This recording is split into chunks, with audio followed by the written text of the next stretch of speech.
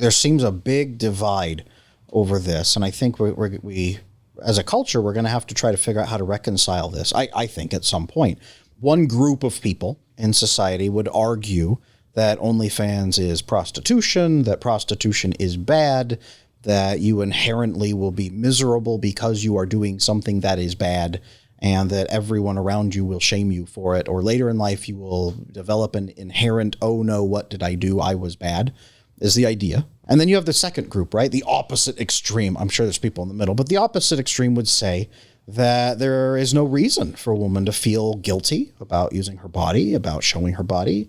That there's nothing inherently sinful, or to use a religious term, or miserable, that these women aren't going to say, oh, I did OnlyFans and now I'm ashamed and want to kill myself. And that we are using a social construct to make women ashamed artificially of things that, for example, that bonobo chimps do in the nature. I hear that all the time. What's your idea here, Matt? If you would dig in with us a little bit, are we experiencing a pendulum effect where society as a whole is shifting toward sexual exploration, and then society as a whole will shift back toward neo-Puritanism? Do you think we're going to stay that way? Is it a fracturing of morals? What do you think is happening here? What do you see in the future? I think that if you take it down to the individual level, that you say, should women feel shamed or anything like that, right? I think the only person that should decide whether they feel shame or not is the woman doing whatever she's doing. So society looking inward instead of her looking outward is irrelevant. Like who are we to decide what someone should be shameful of? To a degree, I think that's very subjective, and I think that's contextual based on there shouldn't be crime. Is she harming someone? Right? I don't think so. And if she feels differently later on, then that's the decision she made and went with her life forward in, and she has to figure that out. Okay.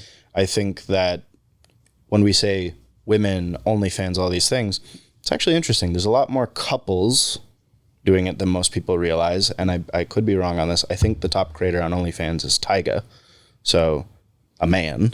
Interesting. Yeah. Interesting. Okay. Yeah, and there's quite a few doing that on there as well. So... And you also have to wonder what type of content is being put out there. So is it prostitution? I don't know. Are people sleeping together on there? Or there's many different avenues that people take, I'm sure. So I want to pitch this to you for a second. There's a content creator I came across many years ago who I really think is doing good for the world by providing. So he is a content creator that blew up on TikTok. He was trapped in the pandemic in South America. I might get the story wrong a little bit, but I believe he was an alcoholic who was going to die.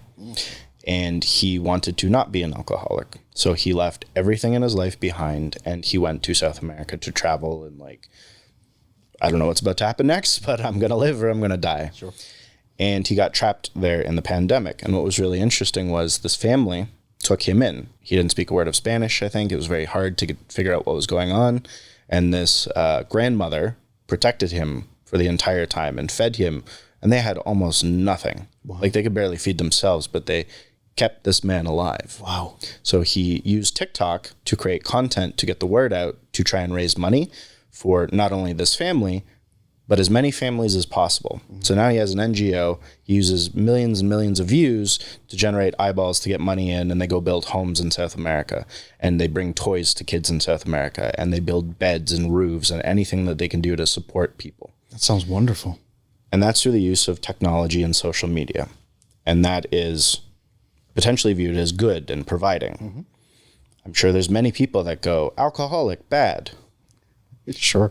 So if on the flip side of that, it's a woman on TikTok, on OnlyFans, and she is able to do anything she's doing to make money, to provide for her immediate family, and then start extrapolating that outward into community, sister, the sister's kids, brother's kids, and that starts to protect the immediate familial unit and the circle around them. I struggle to say, you are bad. That is bad. All she's doing is trying to provide in the modern age. Now, when we look outside of that and we go, okay, back to dating and relationships and things like that. Yes, many years later, she could be like, I don't feel so good about that morally, or the kids have seen something or whatever it is. But it's too difficult to say that was a really bad decision if you've taken care of a lot of people along the way. I think that's very difficult.